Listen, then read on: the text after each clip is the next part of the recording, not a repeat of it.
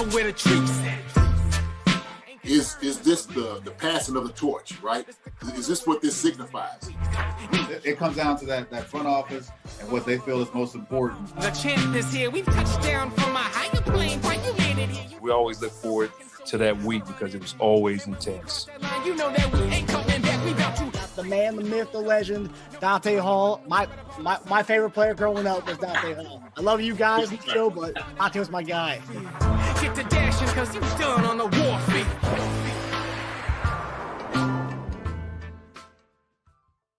This episode of Chief Concerns is brought to you by betonline.ag and Underdog Fantasy. BetOnline continues to be the world's most trusted betting platform and your number one source for online betting in 2025. Whether you're a seasoned fan or a first-time bettor, BetOnline is your ultimate game day companion. With the largest selection of odds on everything from football, the NBA, college basketball to NHL and UFC, BetOnline is the number one sports betting source for the new year. From touchdowns to three-pointers and hat tricks, BetOnline has you covered on every game, every play, and every win. BetOnline, the game starts here. Want to make some quick cash and have fun during the NFL playoffs? Well, it's time to embrace your inner underdog. Over the last 3 weeks, we have given 11 selections, and we have cashed on 10 of those, predicting higher or lower on multiple different player statistics. So we are ready to continue this heater into the playoffs. So if you have yet to download the Underdog app, do so now and get free cash. Click the link in the description or use promo code CHIEFCONCERNS, one word, to claim your free pick plus first-time deposit offer up to $1,000 in bonus cash. It's NFL playoff season, so let's continue to keep the good vibes in 2025. Hey, everybody, welcome to another episode of Chief Concerns, your post-game reaction show, AFC Wildcard Weekend reaction show. I'm Marcus Dash. That's my brother Teja Dash, and Jason Dunn will be joining us shortly. And the stage is set for AFC Divisional Weekend, where we will see our Chiefs for the first time in almost a month. The Chiefs will be taking on the Texans in a rematch from Week 16. That Saturday game, I think it was the Saturday before Christmas, and a lot of people thought that was going to be a game where we would have coughed that one up because we only played a few days later for that Steelers game. But yeah, so Texans took care of business yesterday in an upset, even though they were the home team, upset over the Chargers 32-12. Just another collapse by Justin Herbert and the Chargers, and I hope. I thought it was gonna be a while before I heard Justin Herbert's name being talked about as far as being a team in the championship or divisional game. But Tony Romo, right when the game's going to be done, that Bills game, he's talking about Lamar Jackson, Josh Allen, Patrick Mahomes is going to be in the AFC Divisional week. And then he mentions, instead of mentioning C.J. Stroud, who's done it 2 years in a row getting the AFC Divisional, he brings up Joe Burrow and Justin Herbert. Yeah, I'm sure we'll see those guys soon, Jim. I'm sure we'll see those guys in the Divisional weekend. Well, stop bringing those guys up. We saw Herbert choke yesterday again, and we see Burrow continue to lose his to continue to not get in the playoffs. So enough of talking about those guys. Give C.J. Stroud some credit. You know, regardless if he had a good sophomore season or not, he's got his team back in the divisional 2 years in a row. So congrats to the Houston Texans, and that'll be a good game. JD will be joining us shortly to talk about this. But Tej, what'd you make of what you saw from the Houston Texans game yesterday? And we'll talk about the Bills shellacking the Broncos after a promising start of that game. Kind of similar. They had a promising start too. The Chargers did. It looked like they were going to be at least in the game, and they just completely flipped. Texans defense. I don't know who to give or take away more credit. Give more credit to the Texans for forcing as many turnovers as they did, or was it just the Chargers' complete collapse and choke? Overall, if you deep dive some of the numbers, the Texans, I think they had 13 total drives. Only 3 of them went for more than 5 plays.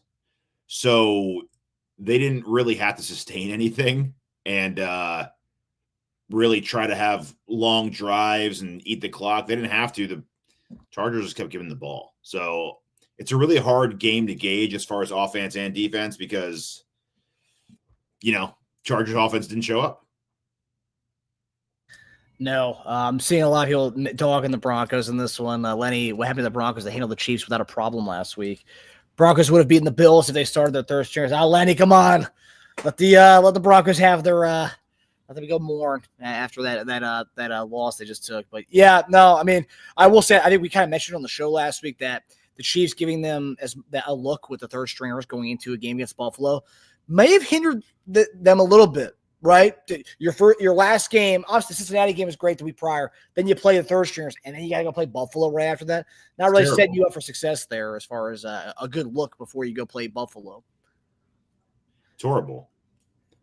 It's like playing like a D3 school before you're about to play like one of the finalists. Yeah. It's terrible. Yeah. Yeah, it's like playing like Washington and Jefferson before having to play like Texas or Michigan or Ohio State or something like that. Yeah, but, it's horrible. Yeah. So glad Broncos were able to get to the playoffs. I think it was a big thing for them. It was cool to see AFC West had 3 teams represented in the playoffs this year. A lot of people were kind of thinking the AFC West wasn't what it was. Harbaugh and Sean Payton made the most of their squad. So congratulations to those teams. Bye. This is the AFC Divisional rounds for winners, and you guys aren't there yet. So enjoy the offseason, enjoy Cancun. But now it's time for the real dogs to be playing here. But yeah, to talk about the Texans. Yeah, Texans looked pretty abysmal yesterday. I thought they were going to get dog walked, but they kind of turnovers that kind of really helped them get into the game. Drop passes, Will Dissly's drop. Or the deflection off his hands into Stingley's hands. I believe it was Stingley, or Eric Murray, I believe, a former Chief.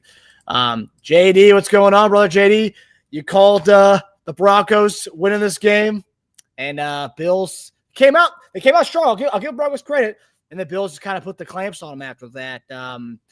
What did you make of the game, the Buffalo Bills and Broncos game, JD? So I didn't get to see the game till fourth quarter. Okay. So. I'm not quite sure what everything that happened. I just seen the score of it. And I just, to be honest with you, we understand it's going to be a tough environment to play up there in Buffalo. I think it's one of the things that makes them so difficult to win, especially in a place like that. It's because of their fan base. We know their fan base is something that is very, it can cover you. It's very high pressure area that you got to be able to try to win. It's a lot to try to navigate, especially going in there as a rookie quarterback. But I did believe that they was going to have a better shot than what they did. They just didn't have the same juice, and so, when you're up against something like Josh Allen, that's going to be tough. That's going to be tough. And toward the end, I had to say this. So I put a little bet parlay. I needed Bo Nix to get 200 yards to win about $600, and lost out on that. Oh, parlays. Man, he should have had. I mean, I had one of those too. He should have had that. I mean, he should have had it. That last drive was. The last 2 drives were terrible. I mean, like that last drive was terrible. Yeah, just blah. How could you not pick up at least garbage? Right. Garbage time yards. Yeah. I was looking at that last drive. I was like, okay, he's at 138. They're at like the 25-yard line. They're going to pass this whole time. Absolutely. He should score a touchdown here, and they should get that 200 yards. Yes. The fact that y'all went on 4th down and wasn't able to get it because you're come up short, which to me is just ridiculous. Anytime you see a guy do things like that, and you're like, what are you thinking? Is there no self-awareness? Does nobody know where you are as far as the sticks where to be for first down? And so that's why Sean Payton came down and he was livid. Well, it's because things like that. It's like, are y'all wanting to win? Like, y'all got to know y'all got to be beyond the sticks to get a first down to keep moving the chains. But like you said, Teja, I felt the same way. Like, dude, how is it there's no sense of urgency toward the end like that? Like, your back's up against the wall. And I kind of figured like then you come out firing the ball. Mims didn't really have a good game. He didn't get him involved as far as I started looking at some of the numbers. So Vele, he's dropping everything that was thrown to him. So I just that's what I saw. Like I said, fourth quarter, what I've seen of the game. Just no sense of urgency whatsoever. It was completely done after that terrible 4th down play to Jaleel McLaughlin at like the 15-yard line. They couldn't even get that. It was like 4th and 2, 4th and 3. That was terrible. Yeah. I'll tell you what, though, it does set up for a really good divisional round. I mean, you got Lamar Jackson and Josh Allen on one side, and that'll be a great match just to watch the Bills and Ravens kind of go at each other. And on the other side, it's no cakewalk. I'm not saying that, but playing the Texans versus playing one of those teams in divisional round. It's a much better opponent for us this week. But, JD, we saw Texans and Chargers yesterday. Texans obviously will be playing next week. We'll be hosting them again, a rematch of the Week 16 game where we kind of handled our business pretty good against them. Hollywood Browns' first game back, that Saturday game before Christmas. Texans yesterday, underdogs at home against the Chargers. You know, they start out that game. They could have easily been down 14-0, but their defense stood their ground in the red zone.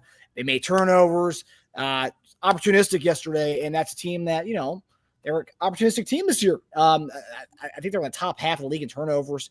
What did you make of the Texans yesterday? And is that a team that, you know, kind of worries you a little bit as we get into the divisional round next week?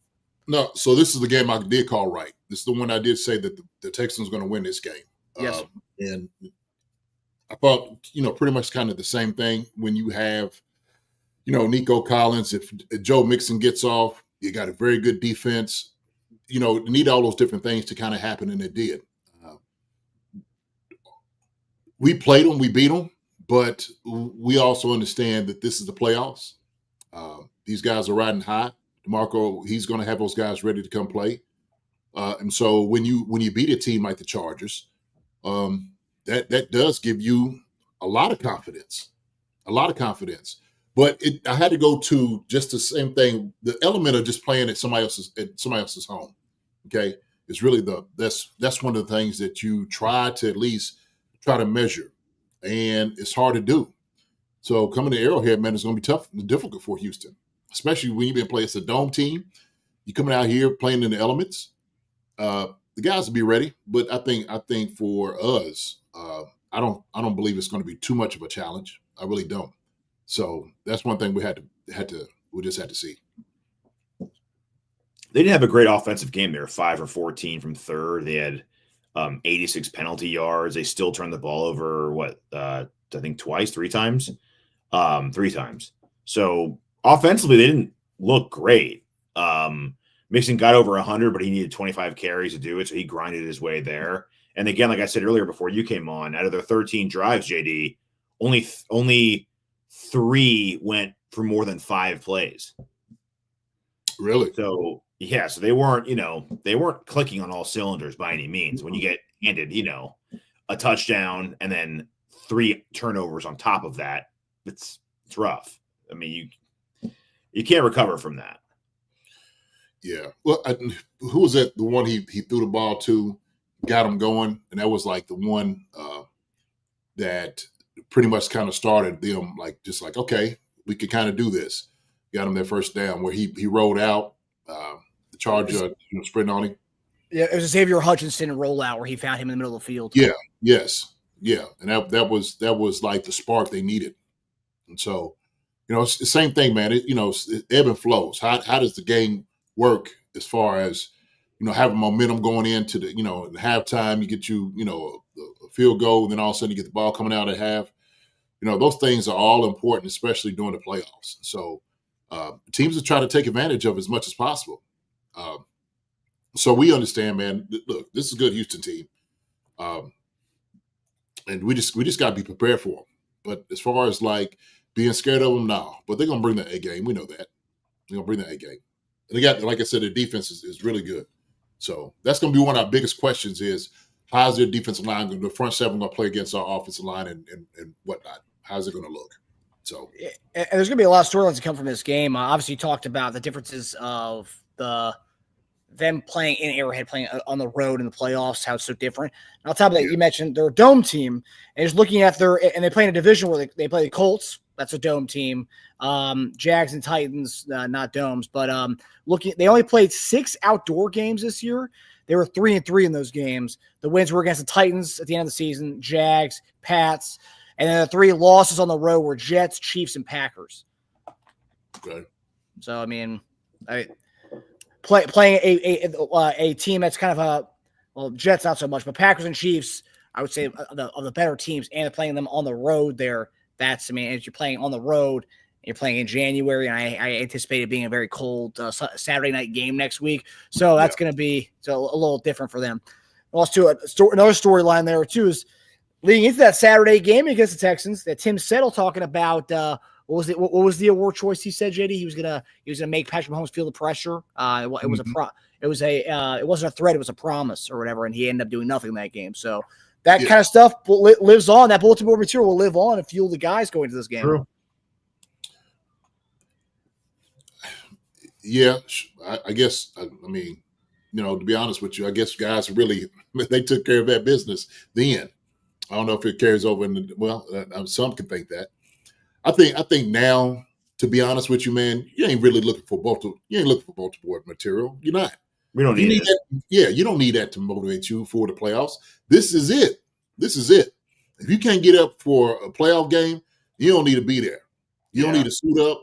You don't need. You could take 8 cups of coffee and come in and just be juiced up. But if your mind's not there and you're thinking about just Lombardi's championship, then it doesn't even matter.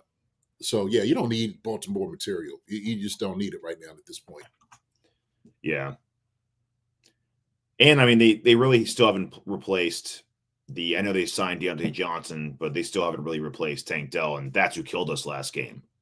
It wasn't Nico. Nico had, I think, 7 for 60, which is it's a good game, but Tank had, 6 for 100 and a touchdown before he went down. So, hopefully we build off that and say, we stopped Mixon pretty good. So, I mean, and Stroud had 2 picks against us. I forgot about that.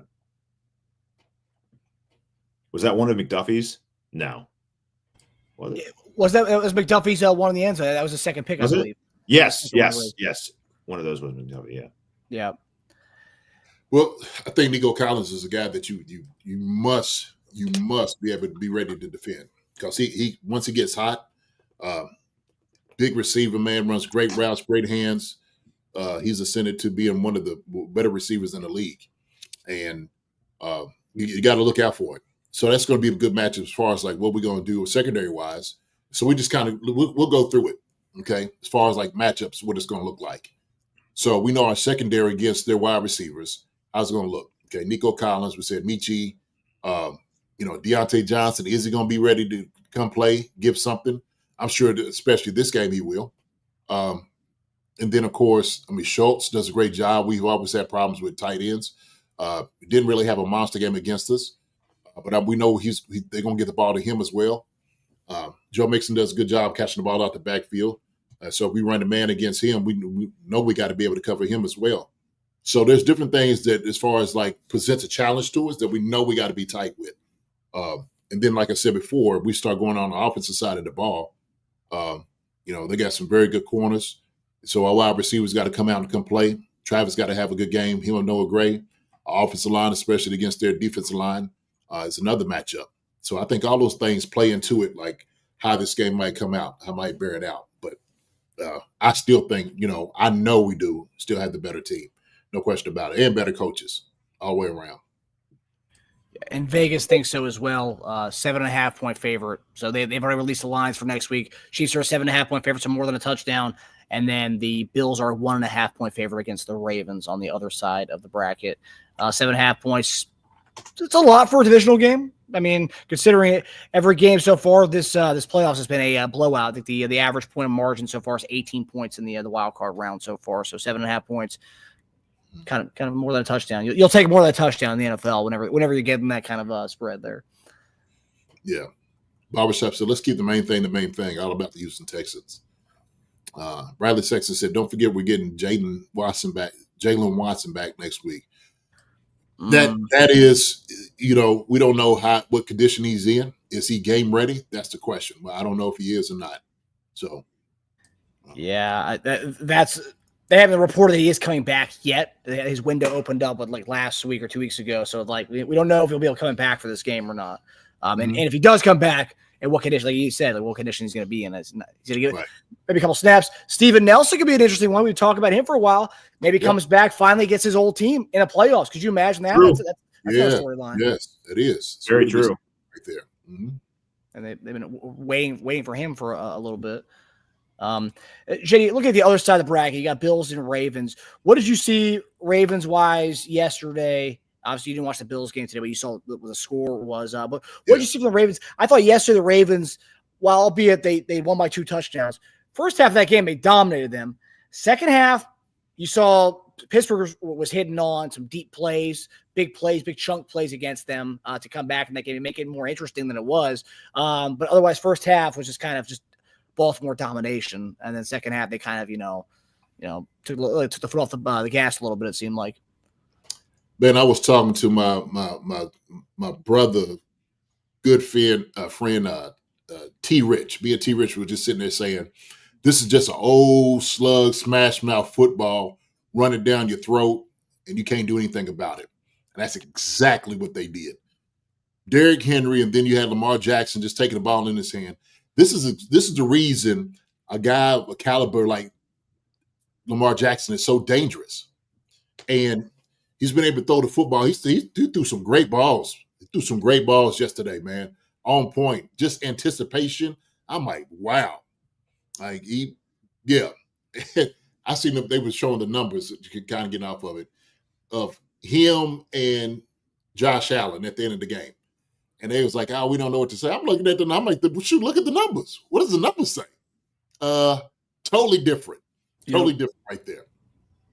So I just, what they do with Derrick Henry looks lean, he's powerful, he's big, he's doing everything out there.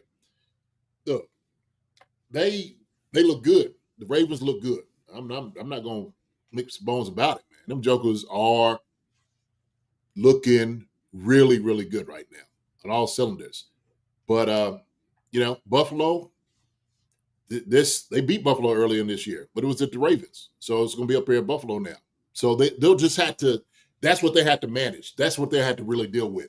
They still with their game plan and whatnot.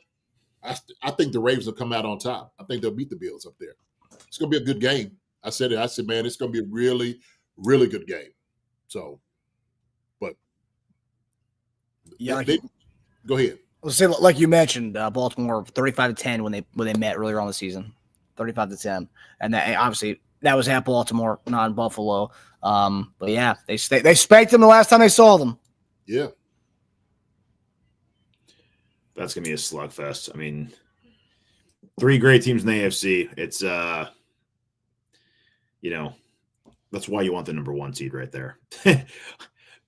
Also great to have home field advantage, but just let 2 teams like that face each other in the second round. Yeah, it's great. I mean, again, Houston's no cakewalk, but having to face Buffalo or Baltimore right now would be brutal. Oh, yeah. Yeah, I mean, they let Pittsburgh, I guess, back into the game, a pulse. Just because, they just took their foot off the pedal or the gas and just ran the ball and just tried to run the clock out from there on out. I mean, they have 50 carries for 300 yards rushing. I mean, you're up by 21 points in the first half. Just run the ball. You got Derrick Henry for that. Just do it. See, and that's my thing. Yeah, they let him back in the game. We just sitting there saying it was good just to see Pittsburgh, like you said, have that fight and a pulse. That's Mike Tomlin. Like, look, you guys can't give it up. Y'all can't. And they kind of gave them somewhat of a chance. But look, they could have done. The Ravens could have did whatever they wanted to do against Pittsburgh, and they knew it. They knew it. That was how, they did spine. They spied Lamar. Didn't work. It's too fast. Get around the corner. Because the thing is, I hand it off to Derrick Henry, or I'm running around the corner, okay, on this option. What are you going to do? And so they give him so much just to look at it, so much to try to defend. Then you hit them with the play action. So 50 rushes. That is an old woodshed whooping. That's what that is. Beat your head in, can't do nothing about it. He looked like a grown man amongst boys and kids. What he's doing. They didn't want to tackle Derrick Henry. They didn't want to do it. So he stepped on him and put him on the ground. He was killing them out there. Killing them. So, fun game to watch. JD, so obviously I know you're one of these. You don't want to dodge anybody, right? You think we could take on anybody. But seeing this question here from Anthony Watkins, and this is something Teja and I talked about yesterday a little bit. Who would you rather play the Chiefs play in the AFC Championship game, Bills or Ravens? Now, I'm not saying we're avoiding anybody, right? And we're not scared of anybody. But based on matchup and based on how our team is built, who's a better opponent for us between Ravens and Bills? Who's a better opponent? Parking lot, Marcus. Parking lot right here, right? You put it out there on the tweet, parking lot. This is what this is. Oh, matter. Okay, you're gonna sit down on your car. Okay, you're gonna lay out on your on the hood of your car, wait for somebody to come up. You're playing the 80s music. Boom, boom, boom, and you ready for them, right? You got your cutoff shirt on. You ready to throw blows. That's what it is. Okay, just bottom line. But if you sitting there saying, if I had my druthers, I had a choice who I wanted. Actually, I would want Buffalo. I want Buffalo. We own something. That was our only loss of the season, real loss of the season. I want Buffalo. It's true. Yeah.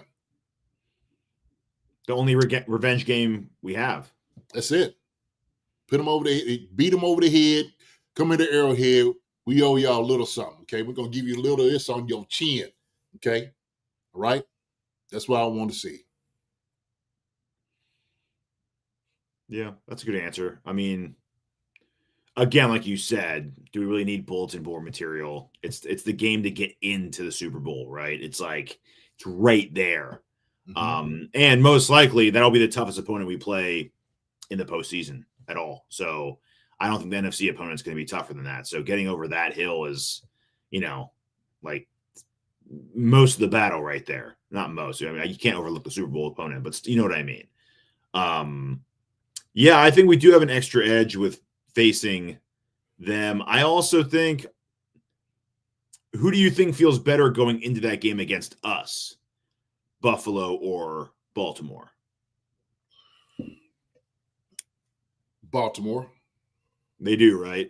Absolutely. I think for them, man, to wear out Pittsburgh like the way they did, to run the football, what I just saw offensively, saying we're going to do whatever we want to do. At the end of the day, Justice Hill tried to take a ball away from Lamar.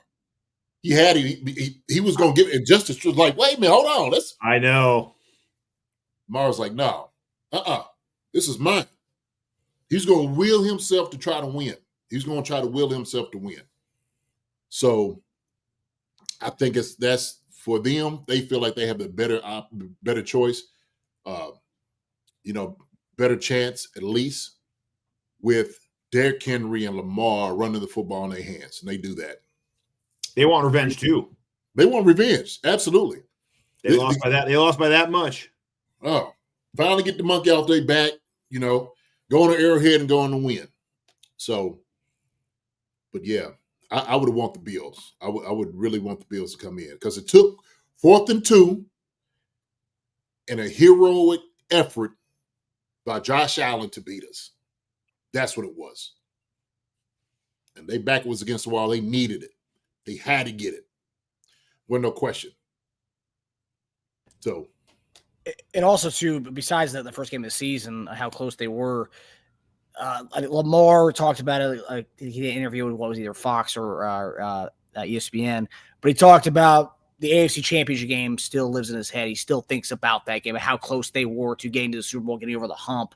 And I think that plays a big part too. The revenge factor from the AFC Championship game last year. I think that's the big thing, to be able to come back into our house and kind of deliver the same kind of treatment we gave them in their house last year. I think that plays a big part in it as well. So I think that's going to be something that they're going to want that badly, especially because that's pretty much the same team they had last year, addition of with Derrick Henry. So they, that's pretty much the same guys coming into that our Arrowhead is to get back what we stole from them last year. And you tend to go back and forth with really good teams playing against really good teams, whereas Ravens, we beat them twice in a row. Once to finish off last year, once to start this year, and they lost this year by a tip of a shoe. So. Supposedly. They really feel like they want it bad coming into KC. Yeah. That tip of the shoe was only going to get them into going to an overtime. That was it. They were calling for 2 though on that play. Nah, I'm saying going for 2. I was nervous when they went to commercial break and they had Harbaugh doing doing that. I was like, oh no. I was like, oh, and then like quick commercial break and I was like, okay, no, his foot was out of bounds, no touchdown. Man. Yeah. So obviously with next week at Houston, right? And you talk about how Joe Mixon, pretty much for the entirety of that first half of the game, the Chargers kind of contained him. He didn't do much. They did.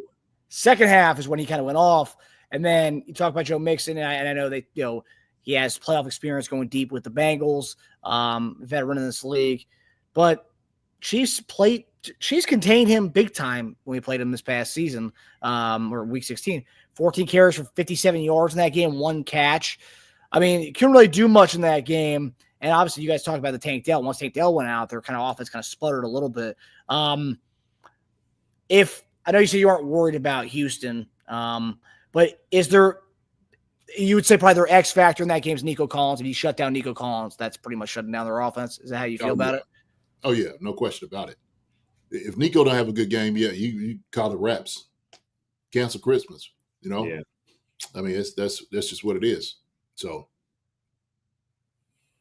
And I think I saw in the chat here, Justin Reed, there was a few times where Justin Reed was kind of manned up on Nico Collins, but we were kind of lost out there. I know you said you want Joshua Williams to kind of man up on Nico Collins because the two big bodies going up against each other. How do you think they need to kind of change up what they did in that game going forward or next week when we play them? I mean, I would prefer to have a corner on Nico Collins the whole game. Like I don't care if he goes inside, you go with him. It's man. Like that's who you have. I don't want to see just a read on Nico Collins at all. Not one series, not one play. No reason for him to be. Yeah. Zero. So, he's going to have his hands full with Schultz. Yeah. Mm-hmm. Yep. And if we're getting everybody back, like you said, Nelson and whatnot, and we'll see how it's going to look these next couple of weeks. We'll see next week, we're going to see how it's going to look. Who's practicing, who's going to be out there on the field. We're going to see all of that, right? I think it'll start to at least blossom. You'll start to get a clear picture what that's going to look like. But I know these guys are rested. I know they are ready. They are ready to play. Watching these games, I'm sure these guys, their juices are flowing. So they can't wait to get back in Arrowhead, man, and finish up on this three-peat. And then whoever's left over from this, the Bills and Ravens game, bring it on too. We ain't scared of anybody. Just the reality. We're not. So. Yeah, it looks like I don't know if it's confirmed yet, but it looks like the Chiefs will be playing the primetime game on Saturday. It'll be the 8:30 game on Saturday next week. That's what everyone anticipates because the 1 seed played at 8:30 last year on that Saturday night. So that if they're going by the same schedule as last year, then we would have the primetime game Saturday. Yeah, so it should be interesting. It's going to be an interesting week. Like JD said, be on the lookout to see who's active at practice, who's on the injury report. If we see more spottings of Steven Nelson, this is the week it would make the most sense for him to kind of be out there against his team in the playoffs. And plus, if we do need the DB help, that would be nice to have the veteran who knows his team probably more than anybody else on our defense. So, but yeah, guys. Eagles just scored a touchdown in the opening drive. Keyshawn Nixon fumbled the ball in the kick return, and they got the ball in the red zone, and the Eagles scored. Say it again. Eagles scored a touchdown. They Keyshawn Nixon fumbled. Yeah. What's that? Scoop and score? No. It was a pass of Jalen Hurts to Jahan Dotson. Jahan Dotson. Yep. Yeah. The Walmart did reply to Travis Kelce about doing the Walmart Bengals game in the offseason. They said they'll paint some end zones apparently. Yeah, that's what they said. Oh, JD KC's got a comment here. I'm excited to see Andy Reid open up the playbook, the Upley Woodley book. I'm thinking maybe the playbook. I know you're big on the playoff playbook, JD. Did you anticipate that? You'll see some plays that all it is window dressing. It's what it is. That's it. They run the same plays, a lot of myriad plays, different ways, different settings, different motions. But he's going to have some new wrinkles in there for sure. Absolutely. But the playbook's been open.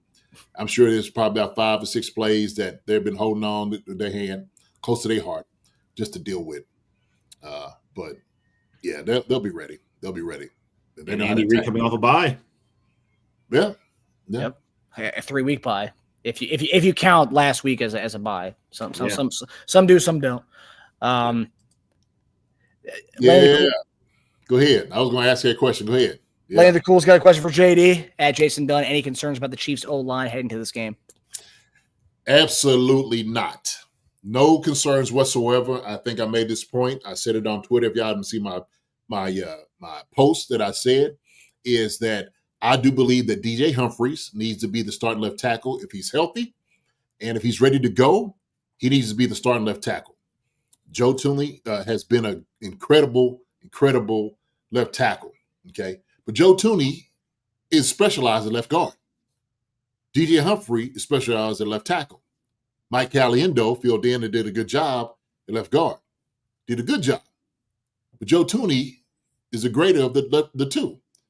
And so when we look at it, what two combinations of guys are better? And that would be DJ Humphrey and Joe Tooney. Yeah.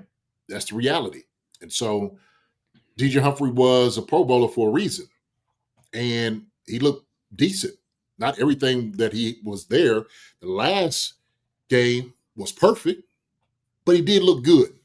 He gave you some solid reps. And I think those things that those guys wanted to see. If he can still move around, still good as he healed up from the hamstring injury. And it looked like he was. But you could tell a difference between a guy that's played the position. His technique is just more cleaner. That's his specialty. He's been doing it for a long time at a high level. So I have no concerns whatsoever for the offensive line. I don't. But we know what the contingency plan, I've said that. We know what the contingency plan is. DJ Humphrey starts thinking it up. If something happens, Joe Tooney moves back out, right? Mike Caliendo comes in. How long of stinking would you take before you throw out the trash? Well, if he's just getting beat and he didn't look like he can move, look like his feet are just in quicksand, on concrete, then that's where you make the move. So pretty short leash. Yeah. I mean, there's no need to wait. Let's just say a guy gets beat. Well, shoot, all guys get beat. Yeah. It just happens. But if it's like, look, he's struggling. If it looks like he's visibly struggling out there, they'll ask him, how do you feel? That's a great indicator. And so we know, regardless of it, certain things don't lie. You can lie to yourself.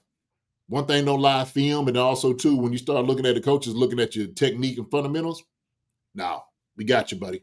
Have a seat with us, okay? Coach, I'm good. Okay, I got it. You good. Have a seat, okay? Sit over here by me. I got a nice little spot over here for you. Keep watching. Maybe we put you back in. Joe, come on. Hey, come on, move on out here. That's what it would be. But I'm not going to be quick on the gun when I don't need to, Tage. Yeah. Right? Oh, my gosh. Oh, he just got beat. Well, shoot. Pat need to escape. Pat need to do the same thing they always do. So I think, man, DJ Humphrey's going to be good. I ain't got no problem with that whatsoever. Yep. Yeah.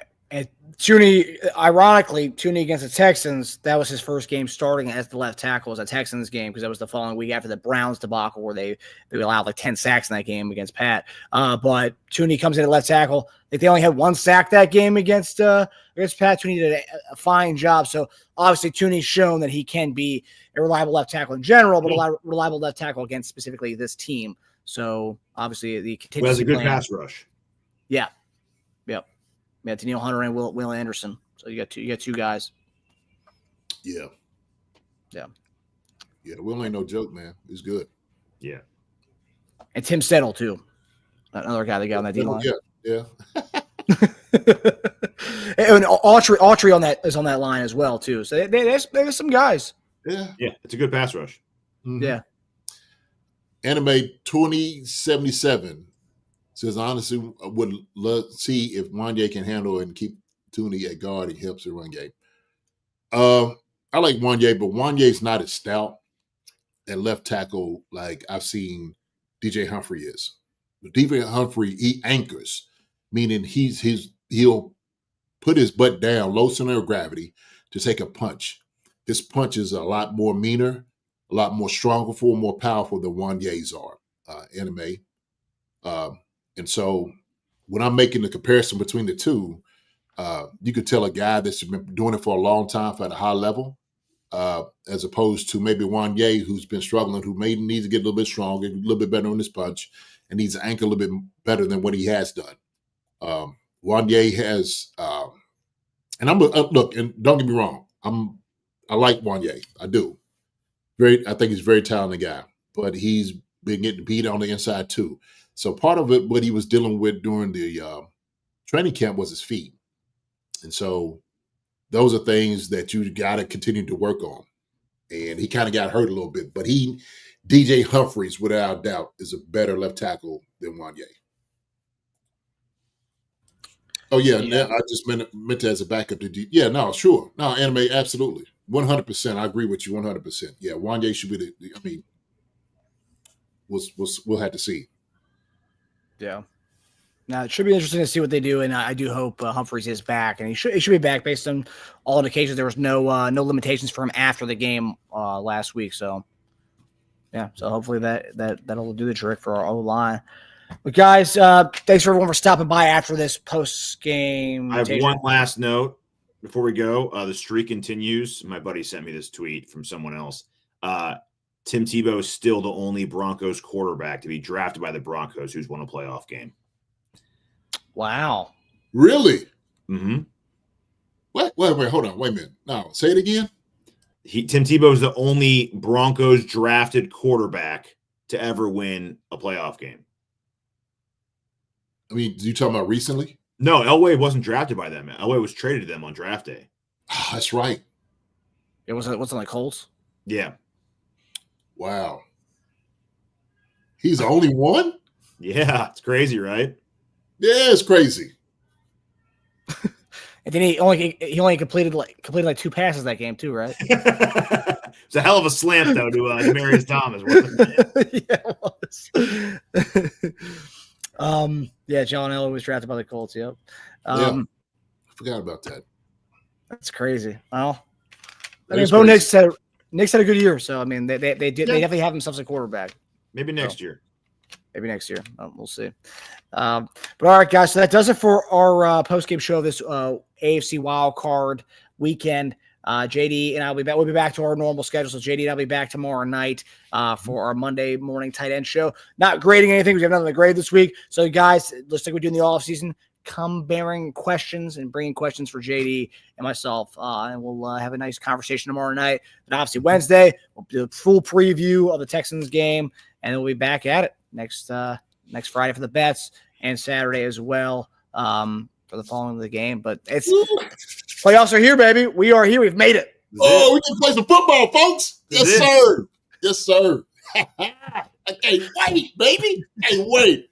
Oh, my goodness. Ooh, I'm going to have some 5-4s this week. You need to change your shirt after the 5 keys. Yeah. You know what, man? I might go ahead and just rip it all off. Come on through here. Okay? Come on through. All right?